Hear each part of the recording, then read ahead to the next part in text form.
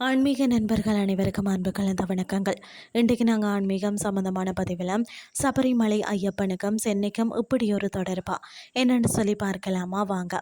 கேரளாவின் சபரிமலையில் உள்ள ஐயப்பன் திருத்தலம் தான் உலக புகழ் பெற்றது. ஆனால் அந்த மூலவர் சிலைக்கும் சென்னையின் இதயமாக விளங்கும் பாரிமுனை அதாவது கச்சாலீஸ்வரர் திருக்கோயிலுக்கும் உள்ள வரலாற்று தொடர்பை தான் நம்மில் பலர் பார்த்தீங்கன்னா அறிந்திருக்க வாய்ப்பில்லை. முன்பு ஒரு முறை சபரிமலை ஐயப்பன் கோயில் சிலை மாற்றப்பட்ட போதுதான் புதிய சிலை தமிழகத்திலேயே செதுக்கப்பட்டு கேரளாவுக்கு கொண்டு செல்லப்பட்டதாம். அப்போது அந்த புனிதமான ஐயப்பன் சிலை பார்த்தீங்கன்னா சென்னை அருள்மிகு கச்சாலீஸ்வரர் திருக்கோயிலில் தான் 3 நாட்கள் வைக்கப்பட்டு மிக சிறப்பான பூஜைகளும் ஆராதனைகளும் செய்யப்பட்டதாம். இந்த தெய்வீக நிகழ்வின் நினைவாகவே இந்த கோயிலில் ஐயப்பனுக்கு தனி சந்நிதி அமைக்கப்பட்டதாம்.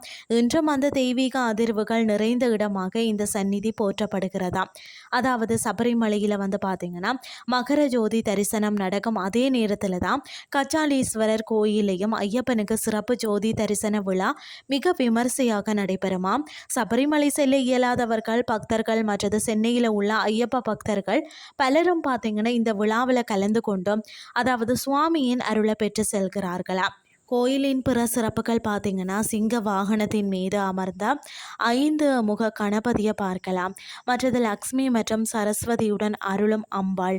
அது மட்டும் இல்லாமல் 60 தமிழ் ஆண்டுகள் மற்றது நட்சத்திரங்கள் செதுக்கப்பட்ட அபூர்வ மண்டபம்.